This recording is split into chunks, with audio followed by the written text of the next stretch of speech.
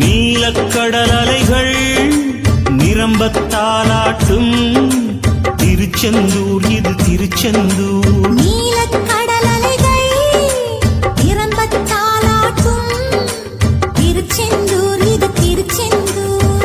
ஆழிப்பேரலை அடங்கி நடந்தது அது எந்தூர் இந்த திருச்செந்தூர். ஆழிப்பேரலை அடங்கி நடந்தது அது எந்தூர் இந்த திருச்செந்தூர்.